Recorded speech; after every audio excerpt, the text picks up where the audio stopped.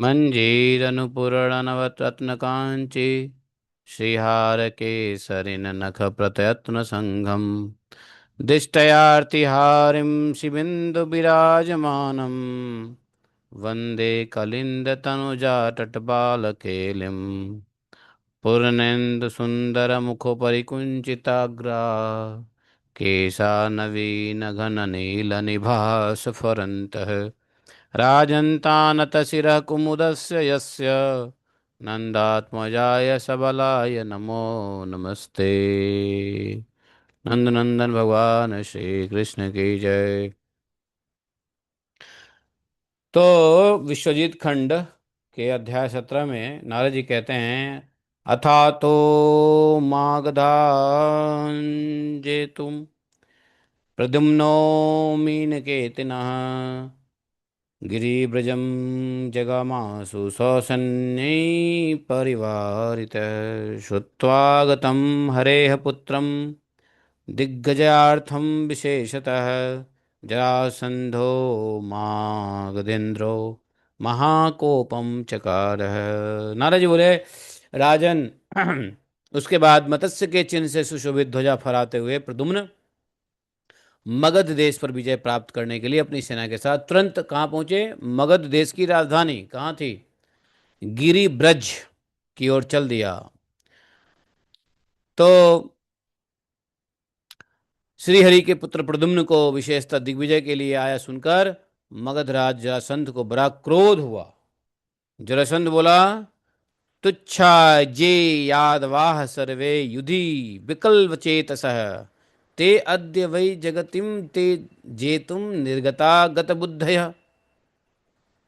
बोला कि जरासंध बोला, जब जरासंध को पता चला कि कृष्ण के पुत्र आए हैं दिग्विजय करने के लिए, बोला कि ये समस्त यादव अत्यंत तुच्छ और युद्ध से डरने वाले कायर हैं, वे ही आज पृथ्वी पर विजय प्राप्त करने के लिए निकले हैं। लगता है उनकी बुद्धि मारी गई है। इस दुरात्मा प्रद्युम्न का पिता माधव स्वयं मेरे भय से अपनी पूरी मथुरा छोड़कर समुद्र के शरण में जाके छिपा है। प्रवर्षण गढ़ी पर मैंने बलराम और श्री कृष्ण को बलपूर्वक भस्म कर दिया था, किंतु ये छल पूर्वक वहां से भाग निकले और द्वारका में जाकर रहने लगे। अब मैं स्वयं कुशस्थली चढ़ाई करूंगा और उन दोनों भाइयों को उग्रसेन सहित बांध कर लाऊंगा। समुद्र से घिरी हुई इस पृथ्वी को यादवों से शून्य कर दूंगा। जरासंध ने ऐसा बोला। नारद जी कहते हैं, नारद जी ने कहा कि राजन, ऐसा कहकर बलवान राजा जरासंध 23 अक्षौनी सेना के साथ गिरिब्रज नगर से बाहर निकला और मगधराज के साथ हाथियों की विशाल सेना थी और उन हाथियों के मुख पर गोमूत्र, सिंदूर राशि एवं कस्तूरी द्वारा पत्र रचना की गई थी। उनके गंड स्थलों से मद की धारा बह रही थी। वे हाथी ऐरावत कुल में उत्पन्न ये 4 दांतों से सुशोभित थे और सूंड की फुफकारों से बहुसंख्यक वृक्षों को तोड़कर फेंकते चलते थे। उन गजराजों से मगधराज की वैसी शोभा हो रही थी जैसे मेघों से भगवान इंद्र की शोभा होती है। देवताओं के विमान के समान आकार वाले न जाने कितने रथ उसके साथ चल रहे थे। मतलब जरासंध ने भी लड़ाई के लिए तैयारी कर ली और चल दिया। वायु के समान वेगशाली तब विचित्र विचित्र वर्ण वाले मदमत्त अश्व, घोड़े, सुनहरे पट्टे हार आदि से सुशोभित, उनकी शिखाएं बागडोर के ऊपरी भाग में चावड़ सुशोभित थे। कवच धारण किए तथा हाथों में ढाल, तलवार एवं धनुष लिए वीर जन विद्याधरों के समान शोभा पाते थे। उन सब के साथ महाबली मगधराज युद्ध के लिए निकला। दुदुम्बिया, धुंकाड़ों और धनुषों की टंकारों से दिशाएं नाद से निंदा आवाज से कंपन हुई, धरती डोलने लगा, सैनिकों द्वारा उड़ाई गई धूल से आकाश छा गया। जरासंध की वह सेना उमड़ते हुए प्रलय सागर के समान भयंकर थी। उसे देखकर समस्त यादव को बड़ा आश्चर्य हुआ। मगधराज ने उस सैन्य सागर को देखकर मगधराज के अर्थात जरासंध के उस सैन्य सागर रूपी सैन्य को देख करके भगवान प्रद्युम्न ने दक्षिणावर्त शंख बजाया और उसी के द्वारा मानो अपने योद्धाओं को अभय दान देते हुए कहा, डरो मत। और उसके बाद महाबाहु सांब प्रद्युम्न के सामने ही 10 अक्षौणी सेना लेकर मगधराज से युद्ध करने लगे। और बड़ा जबरदस्त युद्ध हुआ। उस रणभूमि में हाथी हाथी से, रथी रथी से, पैदल पैदल से, घोड़े घोड़े से, और मागध लोग, यादवों के देवताओं, यादवों में देवताओं और दानवों के समान अद्भुत रोमांचकारी भयंकर युद्ध होने लगा। कुछ घुड़सवार वीर हाथ में भाला लिए इधर उधर मारकाट मचा रहे थे। गज गज हाथी पे चढ़े हुए, हाथियों के कुंभ स्थलों में बैठे हुए महावतों को ही मार के गिरा देते थे। कुछ योद्धा विद्युत के समान दीप्तिमान शक्तियों को लेकर बलपूर्वक शत्रुओं को फेंक देते थे। बहुत बहुत जबरदस्त लड़ाई हुई। कितने ही वीर अपने नाद से पृथ्वी को गुंजाते हुए रथों के चक्के उठा उठा कर फेंकते थे। जो रथें टूट गई थी उसके चक्के उठा उठा के फेंकते थे, और सैनिकों के समूह को उसी प्रकार छिन्न भिन्न कर देते थे जैसे सूर्य कुहासे को नष्ट कर देते हैं।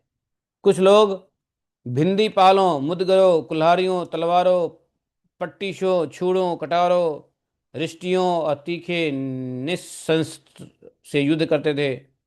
तोमरों, गदाओं, बाणों से कटकर वीरों, हाथियों और घोड़ों के मस्तक जो है ना पृथ्वी पर गिर रहे थे। वहां केवल धर हाथ में खड़ग लिए संग्राम में दौड़ते हुए कुछ भयंकर लोग प्रतीत हो रहे थे। जैसे किसी किसी का कट शरीर कट गया लेकिन फिर भी दौड़ रहे हैं लड़ाई करने के लिए। बहुत सारे मतलब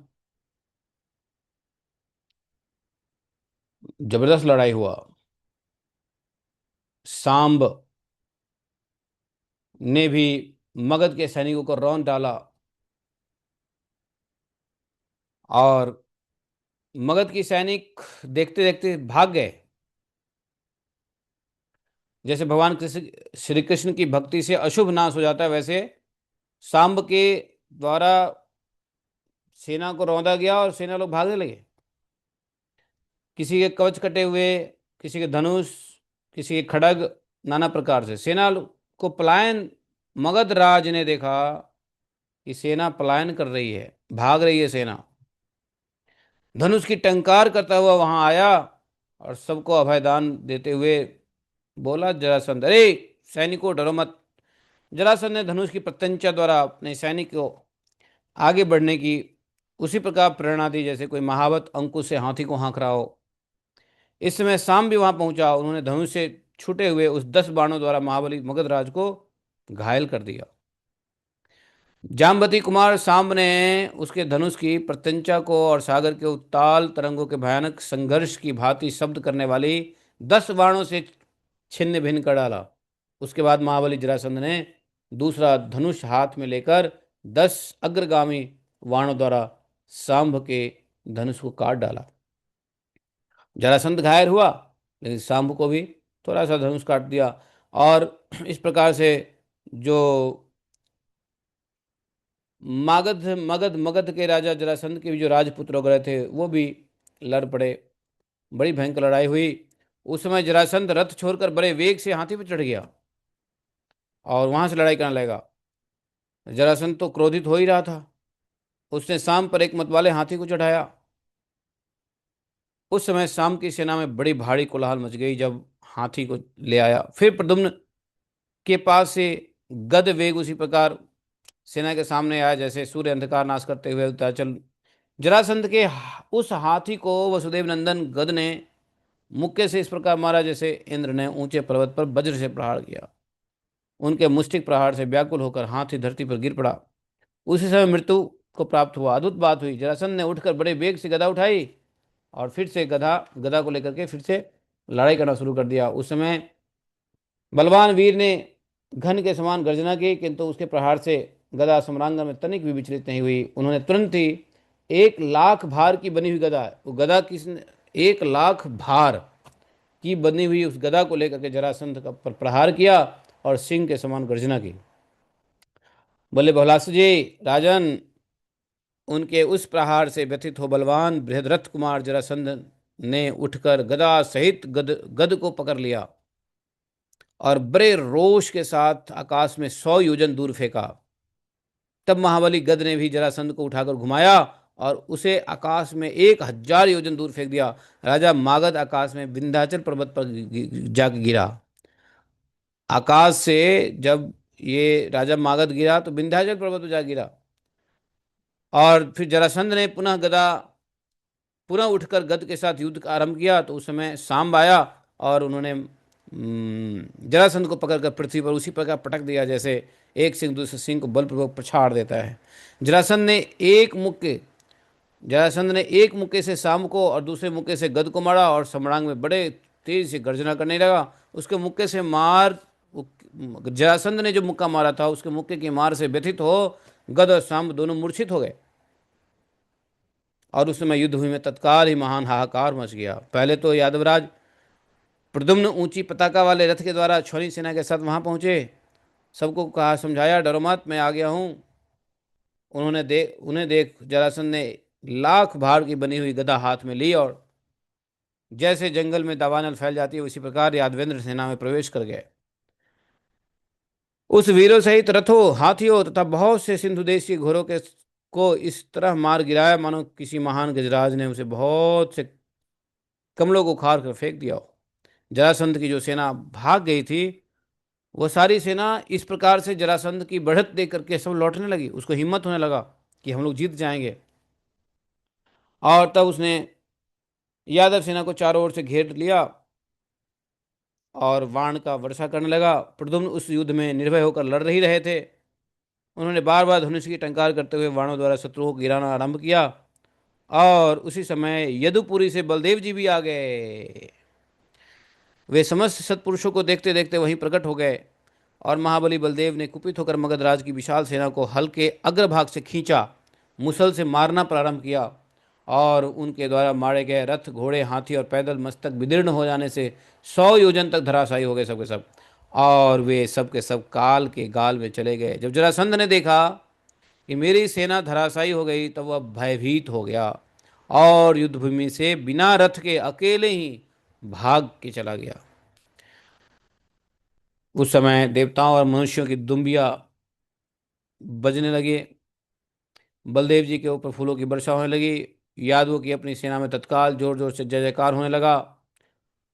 अंत में प्रद्युम्न और बाकी सबने निश्चिंत होकर भगवान बलदेव को नमस्कार किया और इस प्रकार भक्तवत्सल महाबली भगवान बलदेव मगधराज को जीतकर द्वारका को चले गए और जरासंध का बुद्धिमान पुत्र सहदेव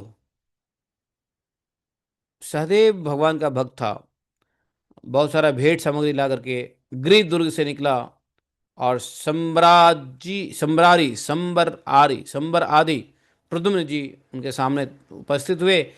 1 अरब घोड़े, 2 लाख रथ और 60,000 हाथी उसने प्रद्युम्न जी को नमस्कार करके भेंट स्वरूप में दिया, क्योंकि यह प्रद्युम्न जी के प्रभाव को जानता था। प्रद्युम्न जी कौन हैं, क्योंकि सदैव भगवान का भक्त था तो वो जानता था कि सब कौन है प्रद्युम्न जी। उन्होंने बड़ा खुल के दान दक्षिणा दिए, स्वागत किया, हार माना। तो इस प्रकार से जो है मगध पे भी आक्रमण किया। उसके बाद गया, गोमती, सरयू, गंगा के तटवर्ती क्षेत्र, काशी, प्रयाग होते हुए विंध्य देश में आए, यादव की सेना की यात्रा किया और कृष्ण के 18 महारथी पुत्रों का हस्त लाघव तथा विवाह माथुर, सूरसेन आदि जनपदों में एवं नंद गोकुल में प्रद्युम्न जी का आदर। बाद में प्रद्युम्न जी अपनी सेना को लेकर के यहाँ भी आए, ब्रज में भी आए और ब्रज में बड़ा स्वागत हुआ प्रद्युम्न जी के पुत्रों का। एक नहीं कई पुत्र थे और इस प्रकार से प्रद्युम्न जी बड़े पूजित हुए। स्वागत ही पूजितः कृष्णम मथुरायाम ययौ पुनः ततः प्रदक्षिणीकृत्य मथुराम सबनाम किल बलिम नंदराजाय दत्वा दत्वा पुनः पुनः तई पूजितः किति कदने इसतो भूत अन गोकुले। जब वो ब्रज में पहुंचे तो सब ने उनका स्वागत किया और मथुरा की परिक्रमा किया। प्रद्युम्न जी और सभी यादव सैनिकों ने मथुरा की पहले परिक्रमा करके वो लोग फिर ब्रज में गए, नंदगांव गए, जहाँ गोपी, यशोदा, नंदराज, वृषभानु, उपनंद सबको नमस्कार किया। नंदराज जी को बार बार भेंट उपहार अर्पित करके उन सबके द्वारा सम्मानित हो। वे कई दिन नंद और गोकुल में ही रहे, भगवान के पुत्र यहाँ रुके। उसके बाद जब खूब रह लिया ब्रज में, तो यहाँ से चले उत्तर की ओर। और वहाँ पर उस समय इंद्रप्रस्थ नहीं था, वो खांडवप्रस्थ था। तो साथ में बहुत बड़ा राज्य था, उसका नाम था हस्तिनापुर। हस्तिनापुर का संदेश सुनाया। प्रद्युम्न जी का संदेश हस्तिनापुर में ले जाया गया। कौरव ने संदेश को सुनकर के चिढ़ गया, गुस्सा आया, क्रोध आया, देव यादवों से रुष्ट हो गया, हार नहीं माना, स्वागत नहीं किया, उपहार नहीं दिया। यादव सैनिकों ने प्रद्युम्न जी के नेतृत्व में चढ़ाई कर दिया हस्तिनापुर पर।